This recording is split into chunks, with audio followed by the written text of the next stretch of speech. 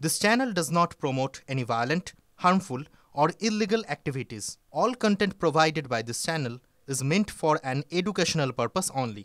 আমার মৃত্যুর পর সুকান্ত ভট্টাচার্যের কবিতা আবৃত্তি করলেন না, করেছিলেন তার ভাইপো বুদ্ধদেব ভট্টাচার্য। আজ রাজ্যের প্রাক্তন মুখ্যমন্ত্রীর মৃত্যুর পর এই কবিতার কথাটা কেন মনে পড়লো জানেন? কারণ দুটো। এক, সুকান্ত ভট্টাচার্য এই কবিতায় লিখেছিলেন, পরিচয় ভারে নুব্জ অনেকের শোকগ্রস্ত মন, বিস্ময়ের জাগরণে ছদ্মবেশ নেবে বিলাপের। আজ বুদ্ধদেব ভট্টাচার্যকে যারা শ্রদ্ধা জানালেন তাদের অনেককে দেখে কিন্তু মনে হল তারা বিলাপের ছদ্মবেশ নিয়েছেন। আর দুই, কবিতাটা পড়লেন যে বুদ্ধদেব ভট্টাচার্য, তিনি সাহিত্যপ্রেমী, তিনি অবসরে কবিতা পড়তেন বা লিখতেন, শিল্প সংস্কৃতি নিয়ে থাকতে ভালোবাসতেন। সেই বুদ্ধদেব ভট্টাচার্যকে এই বুদ্ধদেব ভট্টাচার্য তো কোথাও গিয়ে রাজনীতিক বুদ্ধ ভট্টাচার্য নন, মুখ্যমন্ত্রী নন, প্রাক্তন মুখ্যমন্ত্রী নন, একজন বামপন্থী নেতা নন, ইনি রক্ত মাংসের একজন বাঙালি। আর এই রক্ত মাংসের বাঙালিকে কাটাছেঁড়া করা যায়। রাজবাড়ি মুখ্যমন্ত্রী বা রাজনৈতিক নেতা তিনি তো আমাদের ধরাছোঁয়ার বাইরে থাকেন না। আপনার আমার মতো ভালো মন্দ মেশানো যে মানুষটাকে আজ এইভাবে কাটাছেঁড়া করা যায় বলছি, তাকে আজ ছোঁয়ার চেষ্টা করবো না তো কবে করব বলুন তো? তার যাবতীয় ভালো মন্দ, দোষ গুণ সব নিয়ে তো কথা বলা যায়, আজ বলবো। তাই মৃত্যুর পর তার গলার আওয়াজটা নিজে শুনলাম, আপনাদেরও শোনালাম। প্রথমে দেখুন, একটা কথা খুব পরিষ্কার করে বলে নেওয়া দরকার, এটা আজকের দিনে অন্তত আপনাদের সামনে পরিষ্কার করে দেওয়াটা খুব খুব জরুরি, নিজের কাছেও খুব জরুরি। নিজেকেও তো অনেক সময় আয়নার সামনে দাঁড়াতে হয়, তাই এই কথাগুলো নিজেকেও হয়তো বলছি। দেখুন, এই সব দিনগুলো না একজন সাংবাদিকের কাছে খুব খুব কষ্টকর। কেন জানেন? কারণ একদিকে দেখুন আবেগের বন্যা বইছে, জনগণের সেন্টিমেন্ট, আরেকদিক বাস্তবতা। এই দুটো দিকই তো হাত ধরাধরি করে হাঁটে, তাই না? একজন সাংবাদিককে এই দুটো দিকই ব্যালেন্স করে চলতে হয়। একটাকে ছেড়ে আরেকটাকে নিয়ে থাকার তো কোনো উপায় নেই, একটা আরেকটার সঙ্গে জুড়ে রয়েছে। তো তার ফলে যেটা হওয়ার তাই হয়। অনেক সময় দুরকম স্রোত, স্রোত আর স্রোতের বিপরীতমুখী ভাবনা চিন্তা মনের মধ্যে বের করে, স্রোতের সাথে সংঘাত বাঁধে ওই উল্টোমুখী কিছু স্রোতের। এখান থেকেই দ্বিধা, এখান থেকেই দ্বন্দ্ব, কোথাও গিয়ে একটা সংশয়ের সৃষ্টি হয় মনের মধ্যে। যখন বিশেষ করে এমন একটা মানুষকে নিয়ে কথা বলতে হয় যখন সেই মানুষটা আর নেই, এরকম সময় না এই জিনিসটা আরও বেশি করে একটা জিনিস সাংবাদিককে পেছন থেকে টেনে ধরে। তাকে কি বলে জানেন? শিষ্টাচার। এই শিষ্টাচার জিনিসটা খুব অদ্ভুত। এরকম দিনগুলোতে একজন সাংবাদিক যখন নিজের মতো করে পথ চলতে চান, হয়তো কারোর কাছে পৌঁছতে চান, তখন দুপাশ থেকে বাউন্ডারি লাইন টানতে থাকে এই শিষ্টাচার, সতর্ক করতে যায়, পেরিও না।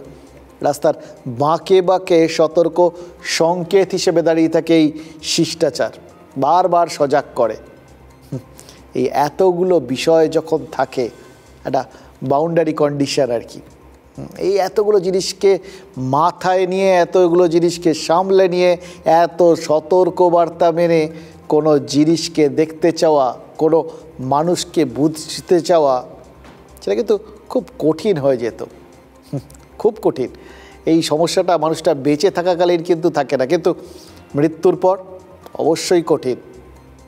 দেখুন, তবু একজন সাধারণ মানুষ যে পেশাগত কারণে আমার মতো সাংবাদিক, তার দৃষ্টিভঙ্গির থেকেই আজ একবারেই বুদ্ধদেব ভট্টাচার্যকে দুটো প্যারালাল জায়গার থেকেই দেখার চেষ্টা করব। ওই রাজনীতিক আর মানুষ। আমার যা বয়স, দেখুন আমার একটা জিনিস মনে হচ্ছিল, যে সময়টায় বড় হয়েছি, যে সময়টায় আমাদের মতামতগুলো তৈরি হচ্ছে, বিভিন্ন জিনিস সেগুলো দেখার, সেগুলো বোঝার চোখটা তৈরি হচ্ছে, বিষয়গুলো নিজের মতো করে যখন একটু একটু করে বুঝছি, সেই সময় তো আমাদের চারপাশটা লাল বামফ্রন্টের শাসনকাল, জ্যোতি বসুর সরকার। এবং মনে আছে সেই সময় একটা বড় অভিযোগ শুনতাম, যত বড় হয়েছি সেই অভিযোগটা বড় হয়েছে, রাজ্যে শিল্প নেই, এ রাজ্যে শিল্প আসে না, এ রাজ্যে কাজের সুযোগ তৈরি হয় না, আর সবগুলো ওই জ্যোতি বসুর সরকারের বিরুদ্ধে ছিল। সেই সঙ্গে আরেকটা জিনিস হচ্ছিল, একটা না দুটো জিনিস। এক, ওই কেন্দ্রের প্রতি বঞ্চনার অভিযোগ, বিমাতৃসুলভ আচরণ, চিরকালই যেন সবাই বাংলাকে কোথাও গিয়ে একটা দুচ্ছাই করে দেখতেন আর কি। আর একটা জিনিস, প্রশাসন, এই যাবতীয় নেতিবাচক দিক ও অভিযোগের সঙ্গে সঙ্গে পাশাপাশি হাঁটতো এই প্রশাসনের কথাটা। সকলে বলতেন জ্যোতি বসু একজন দক্ষ প্রশাসক, কড়া প্রশাসক, প্রশাসনিক সিদ্ধান্ত নিতে গিয়ে কোনো পিছু টানই তার মধ্যে কাজ করে না, কড়া সিদ্ধান্ত নিতে দুবার ভাবেন না। আজকে এই জ্যোতি বসুর রেফারেন্স ফ্রেমটা খুব দরকার। আজকে বুদ্ধদেব ভট্টাচার্যকে নিয়ে কথা বলছি তো, এটা দরকার। দেখুন, জ্যোতি বসু যখন আস্তে আস্তে একটা নেতিবাচক পরিস্থিতির মধ্যে গিয়ে পৌঁছচ্ছিলেন, 23 বছর মুখ্যমন্ত্রীর পর যখন একটা মানুষকে সেই দায়িত্ব থেকে সরানোর কথা চিন্তাভাবনা হচ্ছিল, তখন বামফ্রন্ট সরকার আর সিপিআইএম দলের সেভিয়ার হয়ে এসেছিলেন, পরিত্রাতা হয়ে এসেছিলেন বুদ্ধদেব ভট্টাচার্য। বললাম না, ওই জন্যই জ্যোতি বসুর প্রেক্ষাপটে তাকে দেখাটা খুব জরুরি। বামফ্রন্টের 34 বছরের শাসনের মধ্যে বুদ্ধদেব ভট্টাচার্যের নেতৃত্বে কেটেছে কতগুলো বছর? 11টা বছর। এবার সেই 11টা বছরের শুরুটা হয়েছিল 2000 সালে, আর তারপর সময়টা এগিয়েছে অদ্ভুতভাবে নেতিবাচক আর ইতিবাচক দিকগুলো হাত ধরাধরি করে এবং দড়ি টানাটানি করে এগিয়েছে। 1977-এ প্রথম বামফ্রন্ট সরকার প্রতিষ্ঠার সময় রাজ্য মন্ত্রিসভায় তথ্য ও জনসংযোগ বিভাগের দায়িত্ব নেন বুদ্ধদেব। পরে এই বিভাগের নাম হয় তথ্য ও সংস্কৃতি। 87 সালে এর সঙ্গে জুড়ে যায় স্থানীয় প্রশাসন এবং পুর ও নগর উন্নয়ন দপ্তরের দায়িত্ব। 1996 সালে তথ্য ও সংস্কৃতির সঙ্গে স্বরাষ্ট্র তথ্য প্রযুক্তি দপ্তরেরও দায়িত্ব লাভ। 1999 সালে জ্যোতি বসুর মুখ্যমন্ত্রিত্বকালের শেষ লগ্নে উপমুখ্যমন্ত্রী হন বুদ্ধদেব। 2000 সালের 6 নভেম্বর পশ্চিমবঙ্গের মুখ্যমন্ত্রীর চেয়ারে প্রথমবারের জন্য বসেন বুদ্ধদেব ভট্টাচার্য।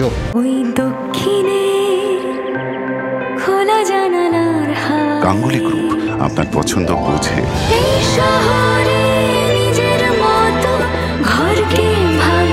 গাঙ্গুলি গ্রুপ, ভরসার বসতবাটি। দেখুন, এই কথা বলতে কোনো অসুবিধে নেই যে বুদ্ধদেব ভট্টাচার্য প্রথম থেকেই নেগেটিভ দিকগুলোকে পজিটিভ করার চেষ্টা করেছিলেন। কারণ তিনি যখন বসেছিলেন, ওই বললাম, তখন তো জ্যোতি বসু সরকার একটা নেতিবাচক দিকে যাচ্ছিল। বামফ্রন্ট সরকারকে ঘিরে যে সমস্ত নেগেটিভ চিন্তাভাবনা ছিল, সেই চিন্তাভাবনার অন্ধকার জায়গাগুলোই কিন্তু তিনি আলো ঢুকিয়েছিলেন। এটাই বাস্তব। প্রথমত শিল্প, দ্বিতীয়ত কর্মসংস্থান, আর তৃতীয়ত উন্নয়ন। এই শব্দগুলোকে না বুদ্ধদেব ভট্টাচার্য রাজ্যের ভোকাবুলারিতে জুড়তে শুরু করেছিলেন। শব্দভাণ্ডারে নতুন নতুন শব্দ যোগ হচ্ছিল। পশ্চিমবঙ্গের মানুষকে তিনি ভাবতে বাধ্য করেছিলেন যে হ্যাঁ, এখানেও কাজকর্মের সুযোগ তৈরি হয়, শুধু মানছি না, মানব না, কথায় কথায় ধর্মঘট, এরকম না ব্যাপারটা। এখানকার মানুষজনও কোথাও গিয়ে কর্মসংস্কৃতিতে বিশ্বাস করতে পারে। বুদ্ধদেব ভট্টাচার্যের আমলেও শিল্প ধর্মঘট হয়েছে, জানেন তো, বাংলা বন্ধ হয়েছে, কলকারখানায় তালা ঝুলেছে। কিন্তু এটাও ঠিক, তিনি নতুন শিল্প আনার চেষ্টাটা করেছিলেন। তার আমলে সেক্টর 5-এ বিভিন্ন তথ্য প্রযুক্তি কোম্পানি আসছিল এবং মনে হচ্ছিল বাংলা একটা নতুন পথে হাঁটবে। দেখুন, তার আগে পর্যন্ত আমরা তখন কাজকর্ম করতে শুরু করেছি আর কি, আমরা যখন বাইরে যেতাম না, তখন দেখতাম অদ্ভুতভাবে আমাদের এই বাঙালিদের সম্পর্কে লোকজনের একটা, অন্য রাজ্যের লোকজনের একটা অদ্ভুত ধারণা ছিল, জানেন তো। খালি বলতে এখানকার মানুষজন তো খালি রাজনীতি করে, কাজ করে না। এই সময়টা, এই ধারণাটা সবটাই একটু একটু করে বদলাতে চেষ্টা করছিলেন বুদ্ধদেব ভট্টাচার্য। এগুলো বাস্তব, এগুলো তো বলতে হবে। ঠিক যেরকম বলতে হবে, ধরুন সেই সময়ের আগে, মানে যখন আমরাও পাশ করেছি, যখন চাকরি বাকরির খোঁজ করা শুরু করেছিলাম, সেই সময়টায় চারপাশে নাই ধ্বনি ছিল, কিছু নেই।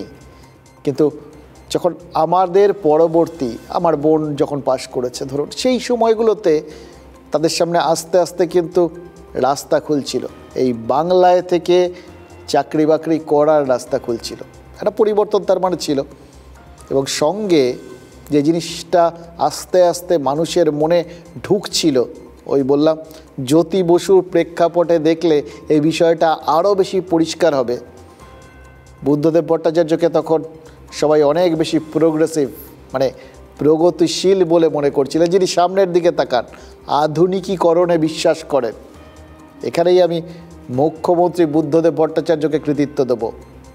এক, যিনি জ্যোতি বসুর শাসনের শেষের দিকে এই নেতিবাচক পরিস্থিতির মুখে পড়া বামেদের নতুন আশা দিয়েছিলেন। আর দুই, একটা আশা হারানো রাজ্যের মনে নতুন করে আশা জাগিয়েছিলেন। সবার মনে আশা জাগানোটা কিন্তু চারটিখানি কথা না। বুদ্ধদেব ভট্টাচার্য তার পোশাক আশাকের মতো আপাদ মস্তক সৎ এবং সংস্কৃতি মনস্ক একজন রাজনৈতিক নেতা ছিলেন। রাজনৈতিক নেতার একজন আদর্শ চরিত্র ছিলেন। আমরা তো এটাই দেখতে চাই। আমরা ভাবতে বিশ্বাস করি যে একজন মানুষ, তিনি সফেদ থাকবেন, ধবধবে সাদা, হ্যাঁ, তার নিষ্কলুষ, তার দিকে কেউ আঙুল তুলতে পারবেন না, তার দিকে সাধারণ মানুষ তাকালে এগুলো মানতে বাধ্য হবে যে না, ইনি বাঙালি সুলভ। এই যা যা বললাম এগুলো প্রত্যেকটা বাস্তব। যা যা বললাম এগুলো তিনি জীবিত থাকার সময় সত্যি ছিল, তিনি মারা যাবার পরেও সত্যি। কিন্তু একজন সাংবাদিক হিসেবে দেখতে গেলে মনে হয় তার আরও একটা দিক ছিল, যে দিকটায় আমাদের কিন্তু একটু আলোকপাত করা দরকার। দেখুন, তিনি, এটা নিয়ে কোনো সংশয় নেই, তিনি আপাদ মস্তক বাঙালি ছিলেন। ভাবনায়, কাজে, মনে, চিন্তা ভাবনা, রুচি সব কিছুতে একদম পারফেক্ট বাঙালি। এবার এই পারফেক্ট বাঙালি হওয়ার অনেকগুলো বিপদ আছে, জানেন তো। আমাদের লোকজন কী ভাবে বাঙালিদের সম্পর্কে? ভাবে আমরা নরম সরম। একজন আদর্শ বাঙালি মানে আসলে তিনি একদম আবেগের চাষ আর কি, আবেগ ভর্তি, হ্যাঁ, শিক্ষিত, রুচিসম্পন্ন, এই ব্যাপারগুলো হবে। বাঙালি মানে তার মধ্যে এই ব্যাপারগুলো থাকবে, হয়তো একটু অন্য প্রগতিশীল হবে। এগুলো সব আদর্শ বাঙালির সংজ্ঞা। এবং তার সঙ্গে ধরুন ওই ধুতি পাঞ্জাবি, সব মিলিয়ে একদম বুদ্ধদেব ভট্টাচার্যের সঙ্গে এই সব কটা জিনিস একদম পুরো পরিষ্কার মিলে যাচ্ছিল। এর বাইরেও আরেকটা জিনিস তার মধ্যে ছিল। এই জিনিসটা আমাদের বাঙালিদের মধ্যে আছে, কিন্তু আমরা প্রকাশ করি, হ্যাঁ, লোকে জানে, বোঝে, আমরা মানতে চাই না, কিন্তু ব্যাপারটা থাকে। কি জানেন তো, সেটা আমাদের মধ্যে একটা লুকিয়ে থাকা একগুয়েমি, অন্তঃসলীলা একগুয়েমি, যেটাকে সাবডিউড অ্যারোগ্যান্স বলে। এই বিষয়টা বুদ্ধদেব ভট্টাচার্যের মধ্যেও 16 আনার জায়গায় 18 আনা ছিল। কিন্তু আমরা বামপন্থীরা মনে করি আমাদের ইতিহাস বলছে তাতে ব্যক্তির ভূমিকার থেকে অনেক বেশি ভূমিকা থাকে আদর্শ, বামপন্থী আদর্শ। যে আদর্শের কথা মেনে চলতেন, বারবার বলতেন। আমৃত্যু দলীয় অনুশাসনকে পাথেয় করে চললেও কমিউনিজমে ব্যক্তিভাবনা বা ব্যক্তি চিন্তাকেও গুরুত্বহীন ভাবেননি বুদ্ধদেব ভট্টাচার্য। নেতা অথবা প্রশাসক সিদ্ধান্ত নেওয়ার ছাড় দিতেন খানিকটা ব্যতিক্রমীভাবেই। রাষ্ট্রমন্ত্রী ছিলাম, উনি পূর্ণমন্ত্রী ছিলেন, ওনার কাছ থেকে আমি ওনার কাছে যেতাম, হয়তো যে বুদ্ধদা এটা কি করব, তো কি করবে বলে তুমি সিদ্ধান্ত নেবে, তুমি ঠিক করবে। সিদ্ধান্ত নিতে বলতেন, নিজেও সিদ্ধান্ত নিতেন, যে সিদ্ধান্ত হয়তো অনেক সময় পার্টি লাইন মেনে এগোতো না। অনেকের মতে নিজের মতামতকে গুরুত্ব দেওয়া বুদ্ধদেব ভট্টাচার্যের এই বৈশিষ্ট্য প্রথম দেখা নানান কাজে কর্মে। ছিল এবং সৎ ছিল, অত্যন্ত সততা ছিল, স্বতন্ত্র অহংকার ছিল, যে জন্য অনেকে তাকে দাম্ভিক ভাবত। ছাত্র আন্দোলন, যুব আন্দোলন থেকে উঠে নেতা, জননেতা থেকে প্রশাসক, বিরাট রাজনৈতিক ক্যারিয়ারে বারবার ছাপ ফেলেছে নিজস্ব ভাবনা চিন্তা। 2011-র ঐতিহাসিক পরিবর্তনের পরেও ঈশ্বরের নামে বুদ্ধদেব ভট্টাচার্যকে ঘিরে স্বপ্নে বিভোর ছিলেন বাম কর্মী সমর্থকরা। বিরোধী থাকাকালীনও তিনি লাইন নিয়েছিলেন দলের অভ্যন্তরে শুদ্ধকরণের। যে লাইনে সমর্থক হারানোর ঝুঁকি থাকলেও তিনি হেঁটেছিলেন নিজের পথেই। আমি টাকা তৈরি করছি, আমি সম্পদ তৈরি করছি, পার্টিতে থাকার দরকার নেই। পার্টির বাইরে চলে যান, টাকা সম্পত্তি করুন। পার্টিতে থাকবো এলাকায় দাদাগিরি করার জন্য থাকবো না, হবে না। আমরা লোকগুলোকে চিহ্নিত করেছি।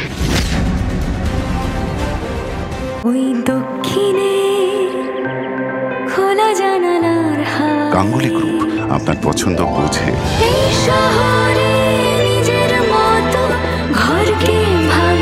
গাঙ্গুলি গ্রুপ, ভরসার বসতবাটি। দেখুন, একথা সত্যি যে তিনি স্বপ্নের ফেরিওয়ালা ছিলেন, নিজে স্বপ্ন দেখেছিলেন, সবাইকে স্বপ্ন দেখিয়েছিলেন, কিন্তু আলোর উল্টো দিকেই যেরকম অন্ধকার থাকে, বুদ্ধদেব ভট্টাচার্যের ক্ষেত্রেও কিন্তু এই গুণগুলোর পেছনেই কিছু দোষের জায়গা ছিল। দেখুন, ম্যানেজমেন্ট থিওরিতে একটা কথা বলা হয় জানেন তো, মানুষ দু ধরনের, একদল থিঙ্কার, ভাবে, মস্তিষ্ক দিয়ে কাজ করে, আর একদল এক্সিকিউটার, কাজগুলো বাস্তবায়িত করে, ভাবনাগুলোকে বাস্তবায়িত করে। এবার আপনারা বলতে পারেন রাজনীতি নিয়ে কথা বলতে পারি, শিল্প সংস্কৃতি এই সমস্ত নিয়ে কথা বলতে পারি, হঠাৎ ম্যানেজমেন্টের কথা কেন আজকে অন্তত এই দিনটাতে বলতে তো হবে, কারণ প্রশাসক বুদ্ধদেব ভট্টাচার্যকে বিশ্লেষণ না করলে তো বুদ্ধদেব ভট্টাচার্যকে চেনাটাও সম্পূর্ণ থেকে যাবে। আর প্রশাসন মানে কি? প্রশাসন মানে ম্যানেজমেন্ট। বুদ্ধদেব ভট্টাচার্য এই দুই যে ধরন না বললাম, থিঙ্কার অ্যান্ড এক্সিকিউটার, ভাবার আর কাজে পরিণত করার এই দুটো যে শ্রেণী, তার মধ্যে বুদ্ধদেব ভট্টাচার্য ছিলেন থিঙ্কার গোষ্ঠীর, ভাবতেন, ভাবুক, কিন্তু বুদ্ধদেব ভট্টাচার্য এক্সিকিউটার ছিলেন না। দেখুন, যিনি এক্সিকিউটার হন না, তার মধ্যে একটা অদ্ভুত আগ্রাসী ব্যাপার কাজ করে, অ্যাগ্রেশন, রুথলেসনেস, কোনো কিছুতে থামবেন না, এটাকে বাস্তবায়িত করা যেটা তার কাজ, যেটাকে তিনি মানে সামনে বাস্তবে পরিণত করতে চান, সেটা করতে গিয়ে কোথাও থামবেন না, থমকাবেন না, কোনো কিছু তাকে আটকাতে পারবে না। এটা একমুখীনতা থাকতে হয়, কোনো রকম পিছু টান থাকলে হয় না। সিদ্ধান্ত নিলে সেই সিদ্ধান্ত যদি দেশ আর দশের জন্য ঠিক বলে মনে করেন, তাহলে সিদ্ধান্ত সব রকমভাবে কার্যকর করার জন্য একদম সোজাসুজি দৌড়তে হয়, থামা চলবে না, পিছু টান থাকলে চলবে না। এই জায়গাটাতেই ওই বললাম, থিঙ্কার থেকে এক্সিকিউটার হয়ে উঠতে পারেননি বুদ্ধদেব ভট্টাচার্য, আর তাই জন্যে বারবার ধাক্কা খেয়েছিলেন। এত ধাক্কা খাওয়া মানে ওই কোথাও গিয়ে থিঙ্কার থেকে এক্সিকিউটারে উত্তরণের পথে একটাই সব থেকে বড় বাধা ছিল, কি জানেন? পিছুটান, দ্বিধা, দ্বন্দ্ব। আমার নিজের ধারণা যে উনি নিজের লোক বেছে নিতেন, এইখান থেকেই তার পতনের শুরু। উনি এমন কয়েকজনকে বিশ্বাস করলেন যারা গিয়ে ওইসব বন্দিগ্রাম, শিলিগুড়ি বা অন্যান্য ঘটনাগুলো করতে দিল। ওনার যদি ঠিক উপদেশটা থাকতো, ঠিক আমলারা থাকতেন, তাদেরকে ভরসা রাখতেন, বোধ হয় দুঃখজনক ঘটনা। জ্যোতিবাবু যখন ডেকে নিয়ে এসে বসালেন, জ্যোতিবাবু রাজনীতিটা বললেন, কিন্তু কূটনীতিটাও শিখতে পারেনি। কেবল লিবারালিজমের সুযোগ যারা সব থেকে বেশি গ্রহণ করেছে, তারাই ওর সব থেকে বড় সমালোচক। উদাহরণ তৈরি করতে পেরেছিলেন। আমরা তার বদলে ওনাকে এইসব দিয়েছি, গালাগাল দিয়েছি, পার্টিগত স্তরে পেছন থেকে ছুরি মেরেছি। জানি না, সিপিআইএমের লোকজন হয়তো আমাকে কালকেই রাস্তায় রেড়ে করে তেড়ে আসবে, কিন্তু আমার নিজের মনে হয়েছিল যদি পার্টিটা একটা হতো তাহলে সিঙ্গুর ঠেকানো যেত। জহর সরকার আর আজিজুল হকের সঙ্গে আমি একমত, জানেন তো। বুদ্ধদেব ভট্টাচার্য স্বপ্ন দেখিয়েছিলেন, দেখেও ছিলেন, কিন্তু স্বপ্নটা সত্যি করতে পারেননি। আসলে কি জানেন তো, মানুষ খুব নির্মম, ইতিহাসও খুব নির্মম। দিনের শেষে যাবতীয় কিছুর বিচার হয় কিন্তু এই সাফল্য আর ব্যর্থতার নিরিখে, তুমি করতে পেরেছো নাকি তুমি করতে পারোনি, এই জাস্ট এই হচ্ছে বিচারের নিক্তি, এর মাঝখানে আর কিছু হয় না। আর এই জায়গাতেই বুদ্ধদেব ভট্টাচার্যকে নিয়ে আমারও কিছু কথা বলার আছে, এর পরিপ্রেক্ষিতে যে কথাগুলো না বললেই নয়।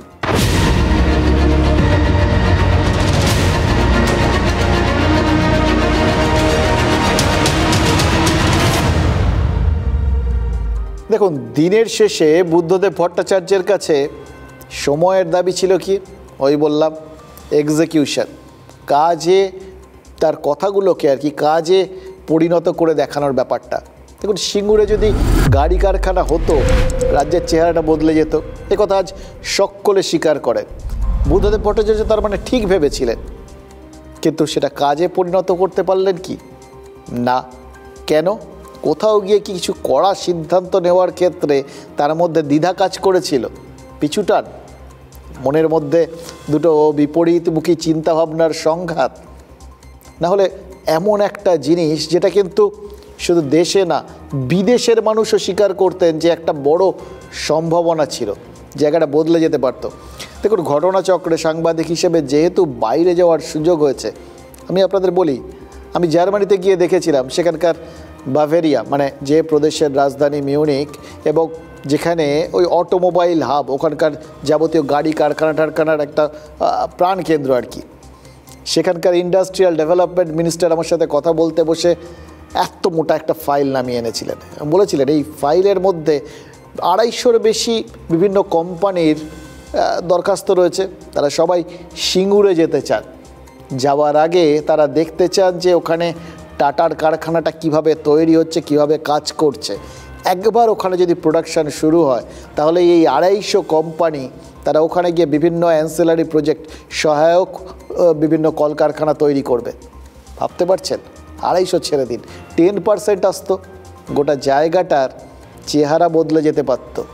ওখানে সুদূর জার্মানিতে বসে মানুষজন যদি সিঙ্গুরের দিকে নজর রেখে থাকেন তাহলে তো বলতে হবে ভাবনা চিন্তার দিক থেকে, স্বপ্ন দেখার দিক থেকে বুদ্ধদেব ভট্টাচার্যের কোনো খামতি ছিল না।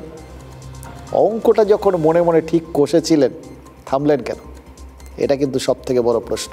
এই স্বপ্ন বাস্তবায়িত করার জন্য যদি সোজা রাস্তায় চলতে গিয়ে তার কোনো জায়গায় একটু বেঁকতে হতো, বেঁকতে পারতেন। সেইখানটাতেই কি ওই বাঙালির ভেতর যেন একটা সাবডিউড অ্যারোগেন্স থাকে না, অন্তঃসলীলা, অন্তর্নিহিত একটা একগুয়েমি, সেটাই কি বুদ্ধদেব ভট্টাচার্যের এই কাজগুলো বাস্তবায়িত করার ক্ষেত্রে কোথাও গিয়ে অন্তরায় হয়ে দাঁড়িয়েছিল? সেই জন্যই কি তিনি ওই নির্দিষ্ট গন্তব্যটায় পৌঁছতে পারলেন না? ক্ষতিকার হলো তার।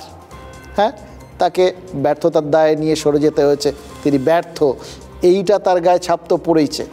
তার থেকেও বেশি ক্ষতি বোধহয় সমস্ত বাংলার মানুষের হয়েছে, আমাদের দেশের হয়েছে। ওই বললাম তো, যদি সুদূর বিদেশের একটা দেশের লোকজন এরকম ভেবে থাকেন তাহলে বাকি দেশগুলোও নিশ্চয়ই সেরকমই ভাবছিলেন। সবাই ব্যবসায়ীরা তাদের কোথাও গিয়ে তাদের সুফল খোঁজেন, বোঝেন কোথায় গিয়ে লাভজনক হবে। এক দলের যখন মনে হচ্ছে যারা এই সমস্ত ক্ষেত্রে অত্যন্ত দরো, তারা যদি মনে করেন যে এখানে সম্ভাবনা আছে, বাকিরাও মনে করতেন, কি হতে পারতো ভাবতে পারছেন? সিঙ্গুরের এই আন্দোলনে নেতৃত্ব দিয়েছিলেন রবীন্দ্রনাথ ভট্টাচার্য, বিপরীতমুখী আন্দোলন। পরে সিঙ্গুর থেকে বিধায়ক হয়েছিলেন, রাজ্যের মন্ত্রী হয়েছিলেন। সেই রবীন্দ্রনাথ ভট্টাচার্য মাস্টারমশাই তিনি TV9-কে বলেছেন, সিঙ্গুরে কারখানাটা হলে ভালোই হতো। আজ তার এই কথাটা মনে হচ্ছে। এই ভালো হওয়ার রাস্তাটা, স্বপ্নটা দেখিয়েছিলেন, কিন্তু রাস্তাটাও তো তৈরি করার দায়িত্ব ছিল বুদ্ধদেব ভট্টাচার্যের, তার সরকারের, তার প্রশাসনের। যেটা সময়ের দাবি, যেটা পরিস্থিতি তৈরি করার সময়, সেটা তো বুদ্ধদেব ভট্টাচার্যের সরকারের প্রথম 5 বছরে তৈরি হয়েছিল। একটা অনুকূল পরিবেশ তৈরি হয়েছিল। পরিবেশ যখন অনুকূল হয়ে যায়, জমি যখন প্রস্তুত হয়ে যায়, তখন তো পরের 5 বছরে সেখানে ধান বোনার কথা ছিল, সে ধানটা বড় করে সেই ধান কাটার কথা ছিল। তবেই না রাজ্যবাসীর, চারপাশে দেশবাসীর সবার ঘরে চাল উঠত। ধান বোনার কাজটা কিন্তু এই 5 বছরে, পরের 5 বছরে হয়নি। তার প্রথম 5 বছরে তিনি রাজ্যের শিল্প কর্মসংস্থান উন্নয়নের যে আশা জাগিয়েছিলেন, রাজ্যের মানুষের মনে যে আশার বীজ বুনেছিলেন, সেই আশার ধান রক্ষা করার কাজটা তিনি তো করতে পারেননি। অথচ তার তো মনে রাখার কথা ছিল, ধান বুনতে গেলে এটাও মাথায় রাখতে হবে, ধান কাটতে বর্গি আসতে পারে, যে বর্গিদের ঠেকাতে হয়, সেই কথাটা তো তিনি মাথায় রাখেননি। যে ধান বোনার পর যেখানে জল দেওয়ার দরকার সেখানে যেরকম জল দিতে হয়, আবার সেখানে কীটনাশক যেখানে দেওয়ার দরকার সেটা কীটনাশক দিতে হয়। এই কাজটাও কি বুদ্ধদেব ভট্টাচার্য বাস্তবায়িত করতে পেরেছিলেন? এখন একটা সম্ভাবনার ধান গাছ ছিল, সেটা বাঁচানোর দরকার ছিল, যাতে সেটা নুইয়ে না পড়ে সেটা নিশ্চিত করার দরকার ছিল, কিন্তু সেটা তিনি করতে পারেননি। বুদ্ধদেব ভট্টাচার্যের ব্যর্থতা এখানে। আরো হলদিয়া হোক, আরো শিল্প হোক। 400 একর বিড়াল কারখানা করতে পারবে না, আমরা কি জেদ করে শাসন নিয়েছি? করে সরকারের একটুখানি চাপ দিতে হবে। কিন্তু ওই জমির মালিকরা 90% ওপর স্বেচ্ছায় জমি দিয়ে দিয়েছে।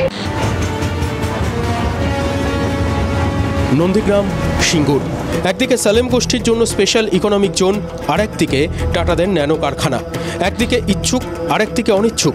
নেতা থেকে প্রশাসনিক সর্বোচ্চ পদে উত্তীর্ণ হওয়া বুদ্ধদেব ভট্টাচার্যের তখন দ্বিতীয় ইনিংস অর্থাৎ 2006 বিধানসভা নির্বাচনে বিপুল জয়ের পর বুদ্ধবাবু বলেছিলেন, আমরা 235, ওরা 30, কি করবে ওরা? অহংকার, ঔদ্ধত্য না জিতে যাওয়ার জেদ? এই জেদটাই কি ঐতিহাসিক পরিবর্তনের পথ প্রশস্ত করেছিল? 2006 থেকে 2024 30 বছর অতিক্রান্ত, তবুও আলোচিত, সমালোচিত। যে সমালোচনাকে একদিন ফুৎকারে উড়িয়ে দিয়েছিলেন বুদ্ধদেব ভট্টাচার্য। বলেছিলেন, কৃষি আমাদের ভিত্তি, শিল্প আমাদের ভবিষ্যৎ। স্বপ্ন দেখেছিলেন নিজে, স্বপ্ন দেখিয়েছিলেন বাংলার ভবিষ্যৎকে। কিন্তু সেই স্বপ্নে সম্ভবত অবজ্ঞা করা হয়েছিল কিছু কঠিন বাস্তবকে। খানা হবে, সব কিছু হয়ে এইখানে লোক, বাইরে লোক এসে ভর্তি হয়ে যাবে, আমাদের ঘরে থাকতে দেবে না। এই যে উন্নতির জন্য কি গরিবরা কি করবে? তাহলে গরিবদের ভিক্ষে করে করা ছাড়া কিছুই নেই। স্বপ্ন দেখেছিলেন বুদ্ধবাবু, কিন্তু সেই স্বপ্নকে বুনে ফেলেছিলেন নেত্রী মমতা বন্দ্যোপাধ্যায়। বাকিটা ইতিহাস। তার রাজনৈতিক এই চিন্তা ভাবনা বা ব্যক্তি মানুষের চিন্তা ভাবনাটা প্রধান হয়েছে, হয়তো তাই সিঙ্গুর বা নন্দীগ্রাম শেষ পর্যন্ত হলো না। সেচযুক্ত একটা জমি ছিল এবং ওই জমিতে ঠিক নির্দিষ্টভাবে আমাদের পার্টির আধিপত্য ছিল না। ওখানে মানুষকে বুঝিয়ে শিল্পটা করতে হবে। তখন যে পরিস্থিতি ছিল, আমাদের সামনে খুব বেশি বিকল্প ছিল না। নন্দীগ্রামে সালেমের কারখানা হয়নি, সিঙ্গুর ছেড়েছে টাটারাও। শিল্প এসেছে নাকি শিল্প এলো না, বিতর্কটা রাজনীতির অলিন্দে এখনো আটকে পড়ে রয়েছে।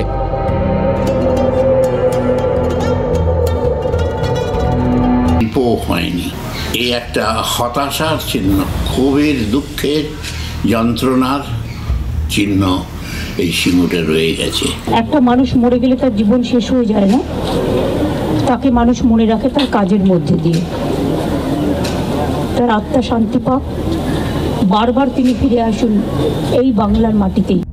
বুদ্ধদেব ভট্টাচার্য কি আজ মুচকি হাসছেন? দেখুন, মারাদোনা গ্রেট প্লেয়ার ছিলেন, বিরাট ফুটবলার ছিলেন। কোচ মারাদোনা ব্যর্থ। একজন অসামান্য রুচিশীল বাঙালি, আপাদমস্তক বাঙালি, আবেগ আছে, স্বপ্ন আছে, একদম সৎ একজন মানুষ, ধবধবে সাদা। কিন্তু প্রশাসক হিসেবে পাস মার্কস তো তার মানে তিনি নাও পেতে পারেন।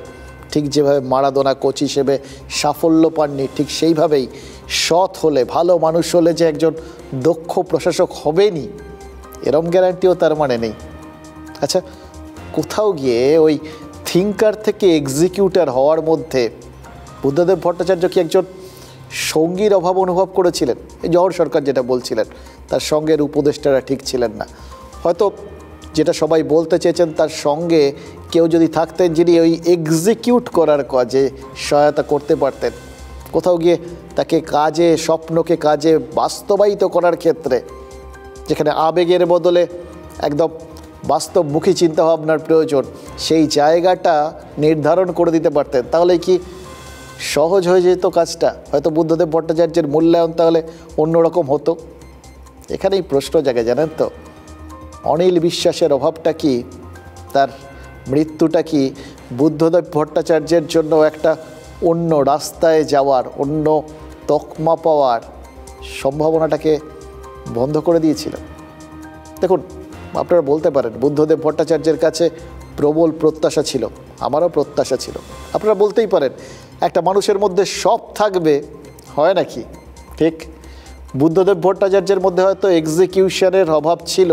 সিঙ্গুরে টাটাদের কারখানা হয়নি, নন্দীগ্রামে সালেমের শিল্প হয়নি। সিঙ্গুরে 1000 একর জমির মধ্যে 400 একর জমি নিয়ে জটিলতা ছিল।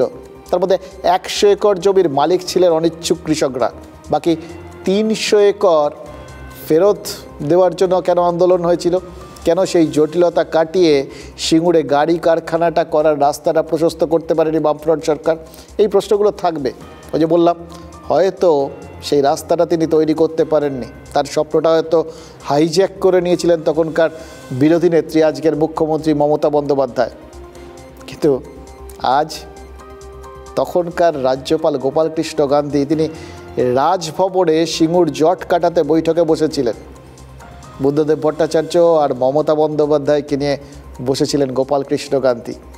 সেই গোপালকৃষ্ণ গান্ধী তিনি সেই সময় কড়া প্রতিক্রিয়া জানিয়েছিলেন, আজকেও জানিয়েছেন। আজ TV9 বাংলাকে প্রতিক্রিয়া জানাতে গিয়ে গোপালকৃষ্ণ গান্ধী বলেছেন, বাংলা এমন একজনকে হারালো যিনি রাজনীতিকদের মধ্যে রত্ন ছিলেন। রত্ন তো বটেই, এমন একজন রত্ন যাকে ব্যর্থতার মেঘ ঢেকে দিতে পেরেছিল, এমন একজন রত্ন যাকে 34 বছরের বাম শাসন অবসানের কারণ হিসেবেও ইতিহাস চিহ্নিত করতে পারে। কেন বুদ্ধদেব ভট্টাচার্য স্বপ্নের ফেরিওয়ালা হলেও সফল সওদাগর হতে পারলেন না? আমরা আমাদের ব্যক্তিগত জীবনের জায়গা থেকে সেটা বুঝতে পারি, জানেন তো। এবং এই জায়গা থেকেই বুঝতে পারি বুদ্ধদেব ভট্টাচার্য আসলে মানবিক ছিলেন, আগ মার্কা রাজনীতিক, দুধে রাজনীতিক এরম না। মানবিক ব্যাপারটা সবসময় থাকলে মনের মধ্যে দুটো বিপরীতমুখী স্রোত থাকে, জানেন তো। তখন এই দুটো স্রোত যখন ধাক্কা খায় না, তখন এই দ্বিধা দ্বন্দ্ব সংশয় তৈরি হয়। আর সব থেকে বড় কথা, স্ববিরোধিতার জায়গা তৈরি হয়। এটাই বুদ্ধদেব ভট্টাচার্যর ক্ষেত্রেও বিরাটভাবে সত্যি। কোনো কোনো সময় কিছু কিছু কথা উনি বলেছিলেন, নিজের মতামত।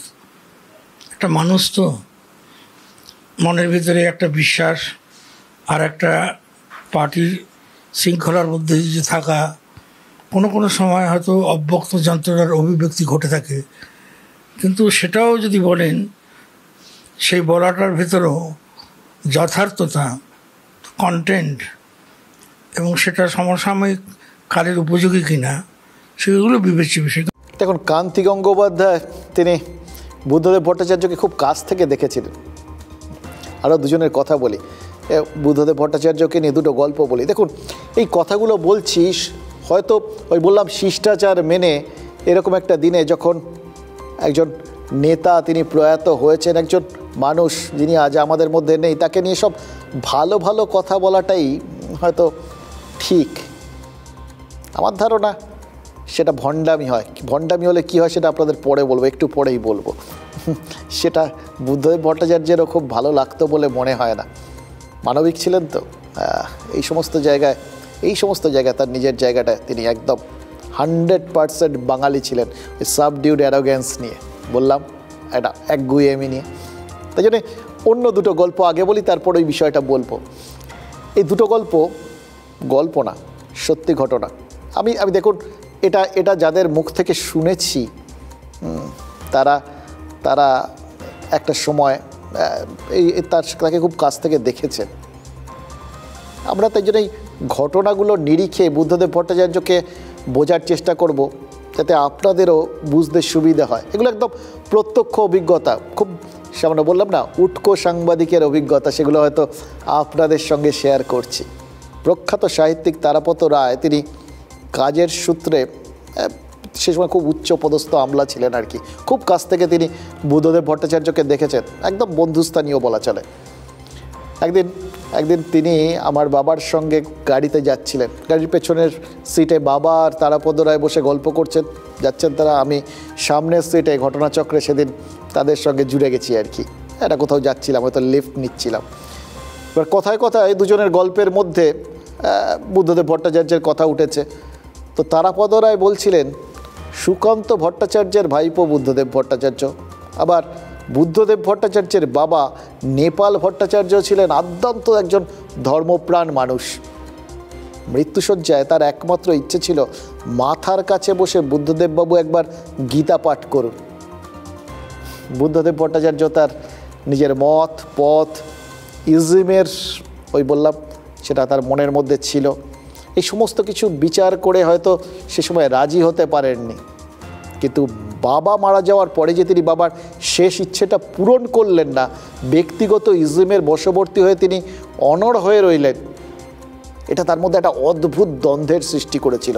দীর্ঘদিন তাকে নাকি মারাত্মক একটা অস্থিরতার মধ্যে ফেলে রেখেছিল। মারাত্মক মানসিক অস্থিরতায় ভুগেছিলেন দীর্ঘদিন। দেখুন, আজ তারাপদ রায় বেঁচে নেই, বুদ্ধদেব ভট্টাচার্যও বেঁচে নেই, আরেকজনও বেঁচে নেই, প্রফুল্লকান্তি ঘোষ, শত ঘোষ, যিনি কংগ্রেস আমলে মন্ত্রী ছিলেন। তার কাছ থেকে একটা গল্প শুনেছিলাম। এই বললাম না, সব কিছুই ঘটনাচক্রে। আমি জানি না, কোনোদিন ভাবিও নি যে এই কথাগুলো আজ আপনাদের সাথে শেয়ার করতে হবে, শেয়ার করতে পারবো আজ, কিন্তু মনে হচ্ছে। এবং একটা মানুষকে সব দিক থেকে দেখলে ঠিকভাবে বোঝা যায়, তো তাই জন্য এই গল্পগুলো বলছি। শত ঘোষকে হারিয়ে কাশীপুর থেকে জিতেছিলেন বুদ্ধদেব ভট্টাচার্য। শত ঘোষের সঙ্গে আমার ঠাকুরদার খুব বন্ধুত্ব ছিল, এখনও মনে আছে। এই বুদ্ধদেব ভট্টাচার্যের কাছে হারার পর একদিন আমাদের বাড়িতে এসে দাদুর সঙ্গে গল্প করছিলেন তিনি, এবং গল্প করতে করতে বলেছিলেন একজন তরুণ তুর্কির কাছে তিনি হেরেছেন, তাতে তার কোনো দুঃখ নেই, একটাই দুঃখ আছে, এটা আক্ষেপ। একজন তরুণ বাম নেতার কাছে তিনি হেরেছেন, একজন তরুণ বাম নেতার ওপর মানুষ ভরসা করেছে, কিন্তু সেই তরুণের মধ্যে এই একটা জয়ের মধ্যেই তার একটা উন্নাসিকতা চোখে পড়েছে বারবার বিভিন্ন ক্ষেত্রে, এটা তার ভালো লাগেনি। দেখুন, একদম রাজনীতিতে বিপরীত মুখে অবস্থানে থাকতেন শত ঘোষ, সেই জায়গা থেকে ওই বিশ্লেষণটা হতেই পারে রাজনৈতিক মত দুষ্ট, হতেই পারে তিনি নিরপেক্ষভাবে কথাটা বলেননি, আবার কথাগুলোর মধ্যে বাস্তবতাও থাকতে পারে। এই বললাম, তারাপদ রায়, শত ঘোষ, এরা বুদ্ধদেব ভট্টাচার্যকে বিভিন্ন দিক থেকে দেখেছেন। তাদের কথাগুলো হয়তো আজকে যাচাই করা বা ক্রস চেক করার নতুন করে কোনো উপায় নেই, কিন্তু পরবর্তী কার্যকারণগুলো বিশ্লেষণ করতে গিয়ে বুঝেছি এই যে বিভিন্ন ভিন্ন ধর্মী সব চারিত্রিক বৈশিষ্ট্যের কথাগুলো উঠে আসছে না, এটাই বুদ্ধদেব ভট্টাচার্য। ভেতরে ভেতরে কোথাও গিয়ে স্ববিরোধিতা একটা ছিল, চরিত্রের টানা পোড়েন তার মধ্যে কাজ করত, এটাকে কোনোভাবে অস্বীকার করা যাবে না। হয়তো সেই জন্যই রাজনৈতিক বুদ্ধদেব ভট্টাচার্য তার একটা নিজস্ব ঘরানা তৈরি করতে পেরেছিলেন। মানুষ বুদ্ধদেব ভট্টাচার্য একজন আপাদমস্তক বাঙালি হয়ে উঠতে পেরেছেন, আর রাজনৈতিক বুদ্ধদেব ভট্টাচার্য তিনি ওই মানবিকতার মিশেলে না, ওই রাজনীতির কাদা জলের মধ্যে থেকেও সাদা পোশাকে এক ফোঁটা কাদা ছোঁয়াতে দেননি। ফলে একটা অদ্ভুত ব্যতিক্রমী চরিত্র হয়ে উঠেছেন তিনি, জানেন তো। শুধু হয়ে ওঠেননি, এতদিন পর্যন্ত থাকতে পেরেছেন এই আজকের দিনে, এই আজকের সময় যেখানে কেউ কাউকে ছাড়ে না। দেখলে তো বাংলাদেশে, সেখানে যাদের তারা জাতির পিতা বলেছিল, যার হাত ধরে স্বাধীনতা এসেছিল, তার মূর্তিকেও তো আজকে লোকে যত রকমভাবে পারছে ভেঙে চুরে তছনছ করে অসম্মানিত করছে। অথচ দেখুন, আজকের দিনে দাঁড়িয়ে বুদ্ধদেব ভট্টাচার্যর পাশে তিনি পাচ্ছেন, তার বিশ্লেষণে তিনি পাচ্ছেন সমস্ত মানুষকে, তার মতের লোক, তার বিপরীত মতাবলম্বী লোককে। একটা বিরল চরিত্র, ফলে তাকে ধরা যেতেই পারে। এর সঙ্গে এমন একজন চরিত্র, ওই বললাম একই সঙ্গে যিনি স্বপ্ন দেখিয়েছেন এবং স্বপ্নে ভঙ্গের দায়, রাজনৈতিক হিসেবে বাম শাসনের পতনের দায় নিয়ে তাকে থাকতে হয়েছে। এটাকেও রাজনৈতিক বা জীবনের স্ববিরোধিতা ছাড়া আর কিছু বলা যায় বলুন তো? সঙ্গে একটা বিশেষ সম্পর্ক ছিল, ভালোবাসতেন, আমরা অনেক বিষয়ে অনেক কথাবার্তা বলতাম, মতের দূরত্ব থাকলেও সম্পর্ক গভীর ছিল। এটাই, চলে গেছেন উনি আমার চেয়ে 3 বছরের বড়। সৎ মানুষ দেখা যায় না, এই সততার তুলনাহীন মানুষের। আমি জানি না আজকে তারা কি বলবেন, কত শত অশ্রুপাত করবেন তারা, আমি জানি না, কিন্তু আমি এদেরই দেখেছি সকাল থেকে রাত অবধি বুদ্ধ বুদ্ধ বুদ্ধ, আমার এটা একটু করে দিও, আমার ওটা করে দিও। এই যে কাকে বিখ্যাত হয়েছেন এক দাড়িওয়ালা ভদ্রলোক, তিনি দুবার জেলে যেতেন এই বুদ্ধদেব ভট্টাচার্যের কারণে বেঁচে গেছেন। ওই একদম শুরুতে বলছিলাম, অসংখ্য মানুষ বিলাপের অন্তরালে ছদ্মবেশ নেবেন আর কি। সুভাপ্রসন্ন চোখের জল আর এই মুখের কথা দেখে আজ কিন্তু অনেক কথা মনে পড়ে যাচ্ছে, জানেন তো। এই মানুষটাই তো চোখের জল ফেলছেন এখন। আর আগে বুদ্ধদেব ভট্টাচার্যকে নরখাদক বলেছিলেন, খুনি বলেছিলেন। আর এই বললাম বুদ্ধদেব ভট্টাচার্যের ওই মানবিক দিকটা তো মারাত্মক, এই কথাগুলো তার ভয়ঙ্কর লেগেছিল মনে। ঘনিষ্ঠ বৃত্তে প্রাক্তন মুখ্যমন্ত্রী বারবার তখন বলেছেন, ওরা আমাকে খুনি বলছে, আমি মুখ বুজে সহ্য করব। দেখুন, এই ভাবনা চিন্তার বশবর্তী হয়ে হয়তো আজকের দিনে কয়েকটা কথা বলেই ফেললাম। হয়তো এই কথাগুলো না বললেও চলতো, কিন্তু ওই ভণ্ডামি হতো। বুদ্ধদেব ভট্টাচার্য নিশ্চিতভাবেই তিনি পছন্দ করতেন না এটা, তার থেকে সোজাসাপটা বলা ভালো।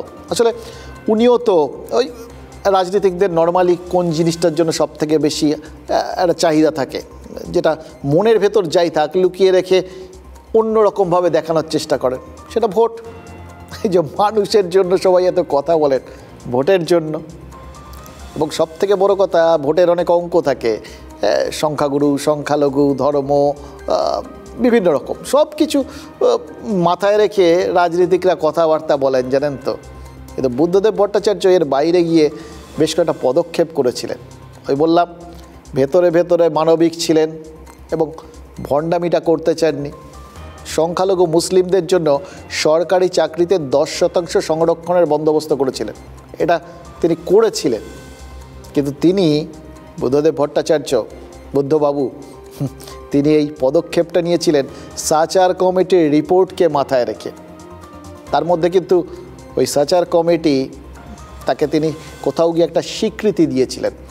এবং সেই সাচার কমিটি, যাদের বেশ কিছু পদক্ষেপ বা বেশ কিছু রেকমেন্ডেশনসকে ঘিরে বিতর্কের ঝড় ওঠার মতো জায়গা আছে, এবং যে কমিটির বক্তব্যকে মান্যতা দিলে ভোটের বাজারেও কিন্তু কোথাও গিয়ে চাপে পড়ার সম্ভাবনা থেকে যায়, সেটার খুব একটা পরোয়া করেননি, তিনি তার মতো করে ভেবে গেছেন। দেখুন, ভারতের সমাজে মুসলিমদের আর্থসামাজিক পরিস্থিতি খতিয়ে দেখতে 7 সদস্যের এক কমিটি গড়েছিলেন মনমোহন সিং। তার মাথায় ছিলেন অবসরপ্রাপ্ত বিচারপতি রাজিন্দার সাচার। 2006 সালে এই রিপোর্ট পেশ করেছিল সাচার কমিটি। হয়তো সমাপতন, কিন্তু দেখুন, বুদ্ধদেব ভট্টাচার্যের মৃত্যুদিনেই সংসদে ফের ওই সাচার কমিটির প্রসঙ্গটা উঠল। সাচার কমিটির প্রসঙ্গটা তুললেন সংসদ বিষয়ক মন্ত্রী কিরেন রিজিজু। দাবি করলেন, সাচার কমিটির ওই রিপোর্ট অনুযায়ী ওয়াকফ আইনের সংশোধনী তৈরি হয়েছে। 2006 সালে সাচার কমিটির প্রস্তাবে কি বলা হয়েছিল জানেন? বলা হয়েছিল ওয়াকফ সম্পত্তিগুলোর চিহ্নিতকরণ আর দেখভালে সংস্কার প্রয়োজন। তাতে মুসলিম সমাজের বাইরে পেশাদার নিয়োগের কথা সুপারিশ করা হয়েছিল। বুঝতেই পারছেন, বিতর্ক দানা বাঁধার যথেষ্ট একটা রসদ রয়েছে এই গোটা ব্যাপারটার মধ্যে। এবং সবথেকে বড় কথা, ওয়াকফ সম্পত্তির ফিনান্সিয়াল অডিট অর্থাৎ হিসেব নিকেশ করানোরও কথা বলা হয়েছিল। সংসদে কেন্দ্র যে সংশোধিত ওয়াকফ আইন এনেছে, তাতে সাচার কমিটির প্রস্তাবগুলো মাথায় রাখা হয়েছে বলে দাবি।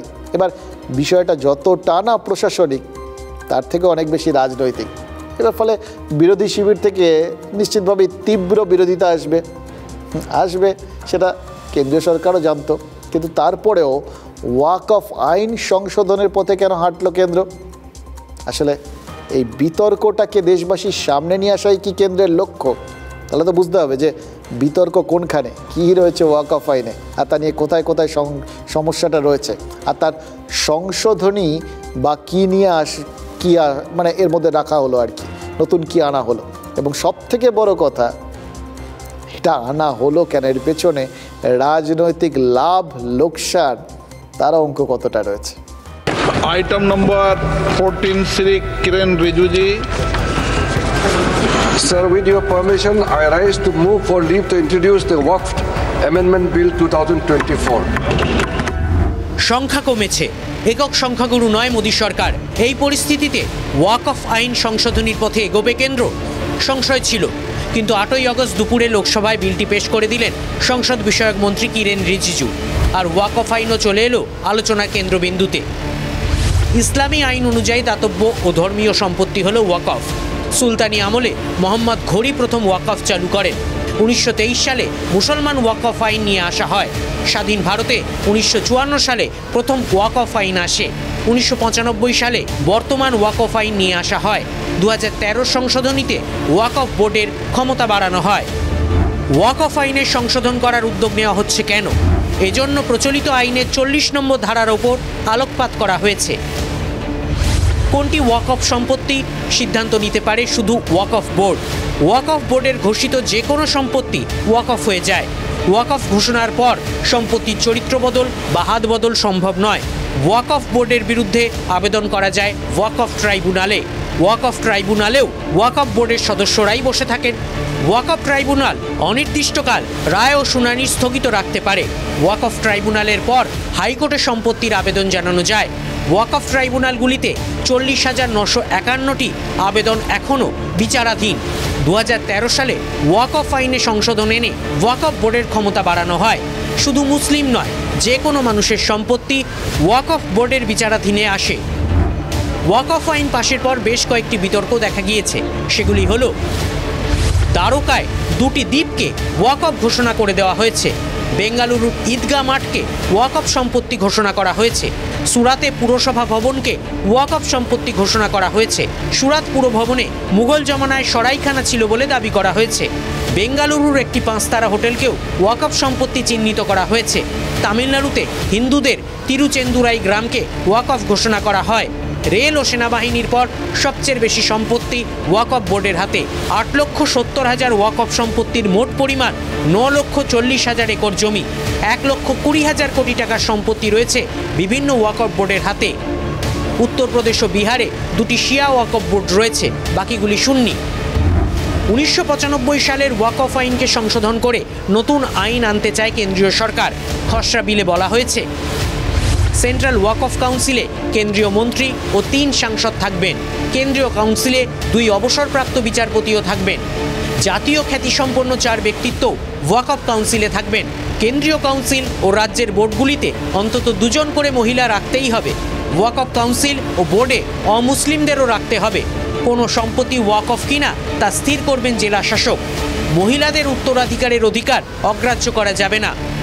बोहरा और आगाखानीদের জন্য আলাদা ওয়াকফ বোর্ড তৈরি করতে হবে। সিএজি নিযুক্ত এক অডিটরের মাধ্যমে ওয়াকফ বোর্ডগুলির অডিট হবে।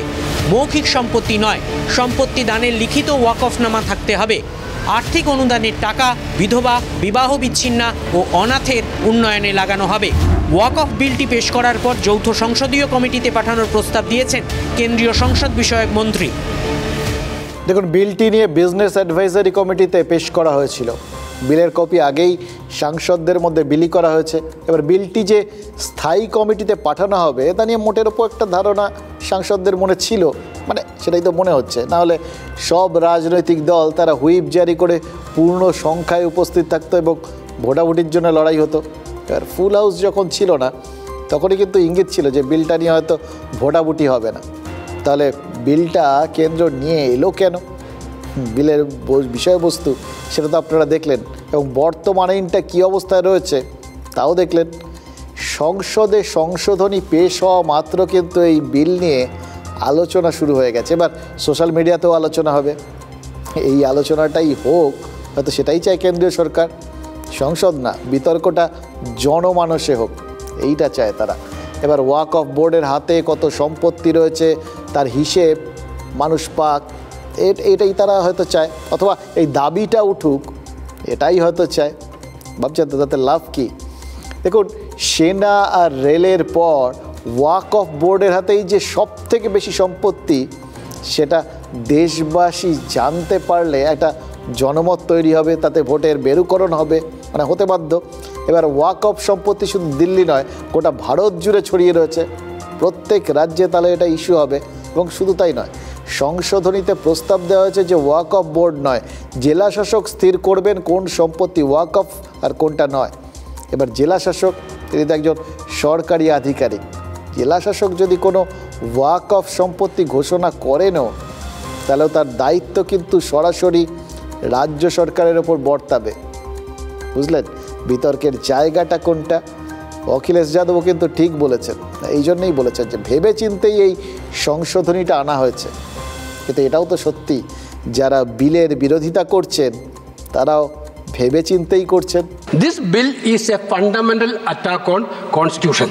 Non-Muslims also be part of Waqf Council is correctly an attack on the faith and freedom of religion. Now you are going for Muslims. Next, you will go for Christians. Next, you will go for Jain. Next, you will go for Parsi. This is an attack on federal system also. मुस्लिम के साथ में यह अन्याय क्यों है? और वक़फ़ एक मुसलमानों का मजहबी अमल है, एक मजहबी फरीजा है, इससे उनको महरूम कॉन्स्टिट्यूशन के जरिए से भी कोई ताकत नहीं कर सकती। That it is a violative of Article 14, which is equality before law. It is unconstitutional due to violation of Article 25 and 26 of the Constitution, which talks about right to freedom of religion. This bill is just not against the Constitution, it's against federalism, it's against a religious minority, it is against human beings. अरे ये मंदिर नहीं है, आपके मस्जिद को छेड़छाड़ करने का प्रयास नहीं किया जा रहा है। यह एक कानून से बना हुआ संस्था है। उस